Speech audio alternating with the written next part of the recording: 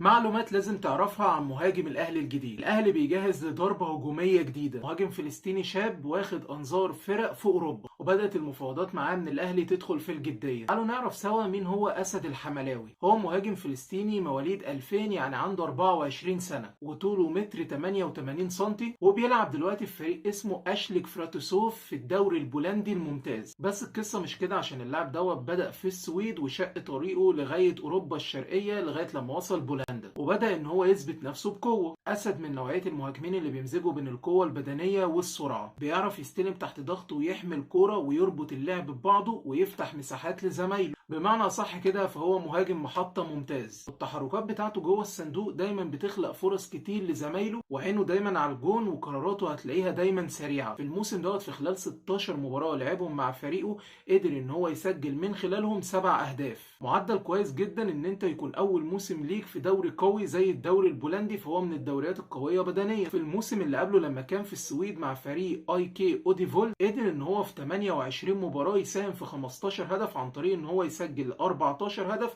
ويصنع هدف. يعني يعتبر هداف بالفطرة، ومن اللعيبة اللي هي بتتطور بسرعة. اللاعب دوت القدم الاساسية بتاعته هي القدم اليمنى، بيجيد بيها التصويب بشكل كويس جدا، وكمان بيقدر ان هو يستخدم القدم اليسرى على فترات. هو لاعب تقريبا بيعرف ان هو يسجل بكل الانواع، اذا كان تسديدات من خارج المنطقة، او اذا كان بالراس، او اذا كان عن طريق المتابعة. فهو لاعب متكامل هجوميا، والاهم ان هو يقدر ان هو يلعب تحت ضغط. دوت طبعا شرط اساسي لاي لاعب جاي الاهلي. القيمة السوقية الاسد الحملاوي هي مليون يورو، والراتب السنوي بتاعه 120 الف دولار. طبعا ده رقم ممتاز جدا مقارنة بالامكانيات بتاعته. الخلاصة ان اسد الحملاوي من الصفقات الممتازة اللي تخليه اضافة لاي فريق افريقي يقدر ان هو يلعب فيه. ومع المفاوضات اللي بدأت مع الاهلي، مع الكلام ان اسامة ابو علي ممكن يخرج من الاهلي، فوارد جدا نشوف اسد الحملاوي لاعب بتشيرت النادي الاهلي. عايزك تكتب لي انت بقى رأيك تحت في الكومنتات.